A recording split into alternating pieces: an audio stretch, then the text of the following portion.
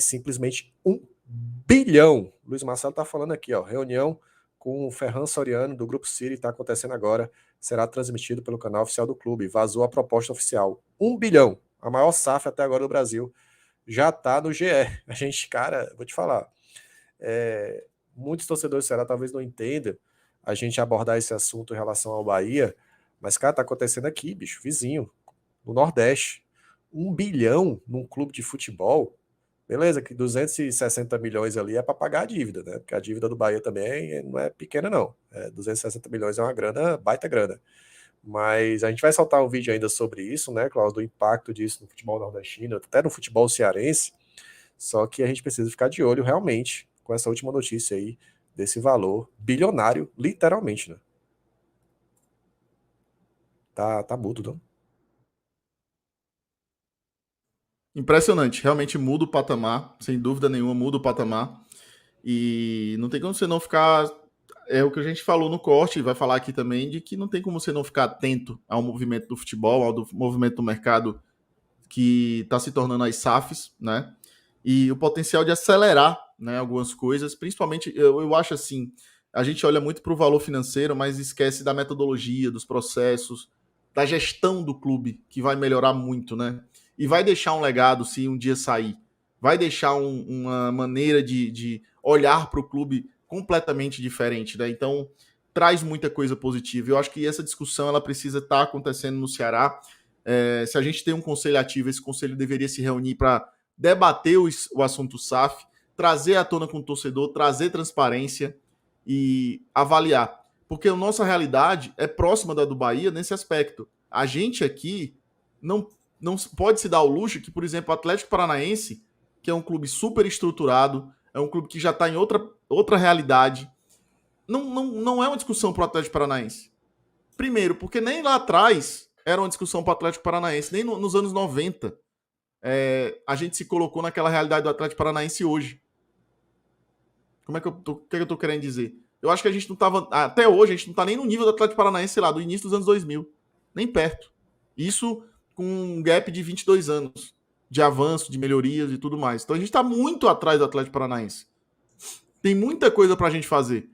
E olhar para uma SAF e também achar que isso pode, se aparecer uma oportunidade boa, se tornar interessante, você não pode descartar esse diálogo. Eu não estou falando que a gente tem que se tornar uma SAF, mas estou falando que a gente precisa dialogar e debater sobre SAF.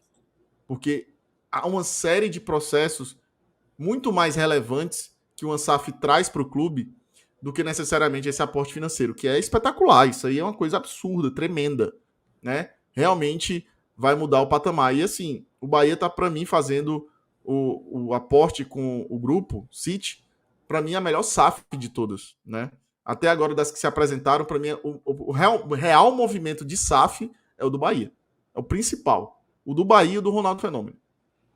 Eu achei a do Botafogo muito de um mecenas querendo colocar dinheiro, com muito dinheiro, mas falta a capa, sabe, a capa de gestão, a capa da marca, do conceito, e o Bahia está trazendo isso. O Ronaldo já tinha no Valladolid e implementou no Cruzeiro com um aporte menor, porque o problema financeiro do Cruzeiro era muito mais grave, né?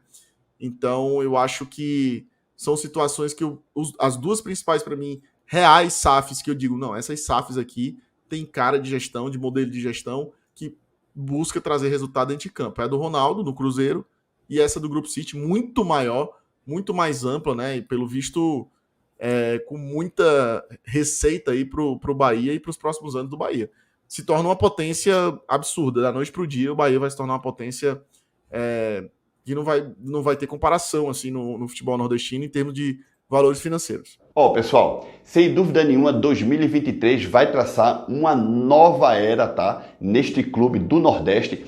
Isso é muito bom para o futebol nordestino, porque se o Bahia tem sucesso, outros clubes como o Sport, Fortaleza, Ceará, que são os outros 3 maiores da região, né?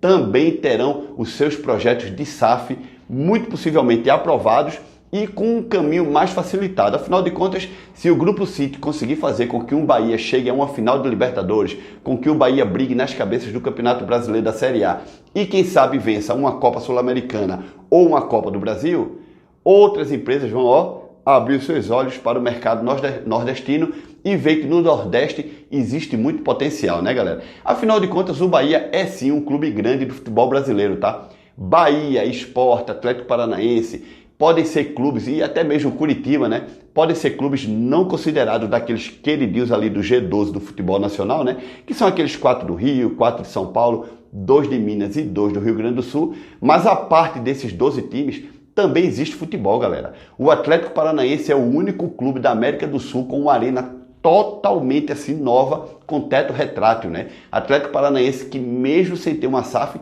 tá aí na final da Libertadores e tá aí brigando na cabeça do Campeonato Brasileiro para voltar à Libertadores no próximo ano, tá? Atlético Paranaense esse que atualmente é bicampeão da Copa Sul-Americana e ganhou recentemente uma Copa do Brasil, né?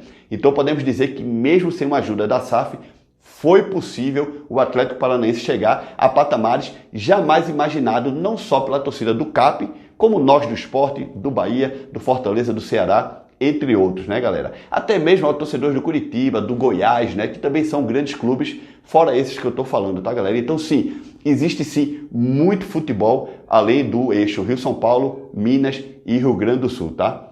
E aqui para nós, tem muito timinho aí do eixo Rio-São Paulo que tá, ó, quebrado, tá? Mas a turma insiste em levar no colo como um bebê, que é o caso do Botafogo, tá, galera?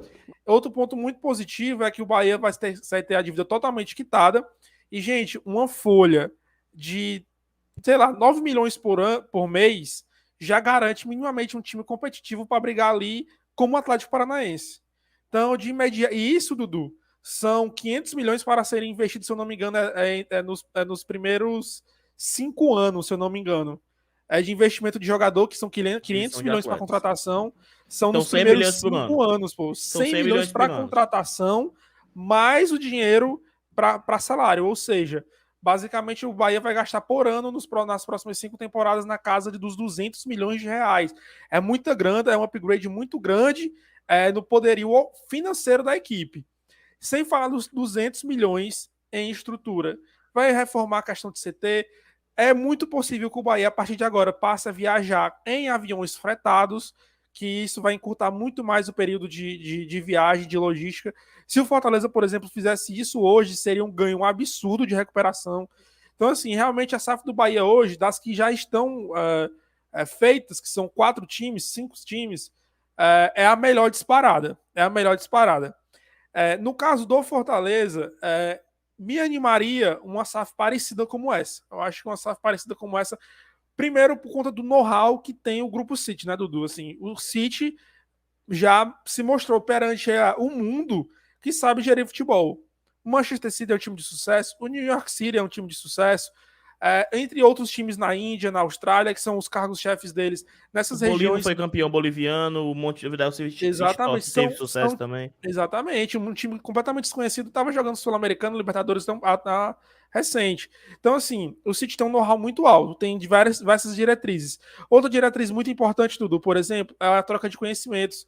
O Bahia vai ter constantemente aprendizados técnicos e táticos e tecnológicos com os outros clubes. Isso é um avanço muito grande mesmo. Então, assim, cara, se fosse para o Fortaleza ter uma SAF, teria que ser um modelo parecido como esse. Uma Fenway Sports Group, que é o do que gerencia o grupo do Liverpool. Não adianta ser só uma galera que vai chegar para dar dinheiro. A da SAF do Vasco, por exemplo, com a 77 Partners, me desculpa que eu posso até envelhecer vídeo, pode até envelhecer mal, mas são uns caras que não entendem quase nada de futebol, possuem um time nanico na Europa e assim, nunca conseguiu fazer nada. Então, assim, o Vasco não tá... dinheiro sem gestão é nada, né? E dinheiro sem gestão não é nada, por exemplo.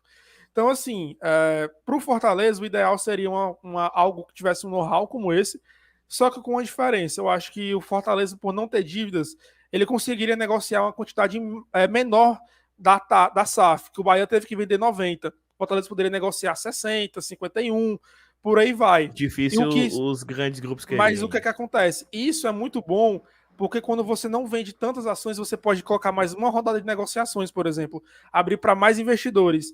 E aí o Fortaleza capta mais grana. E por aí vai, entendeu? Acho que a única diferença que eu gostaria que acontecesse fosse essa. É isso, talvez um modelo a se seguir. O que é que você achou desse modelo de SAF do Bahia?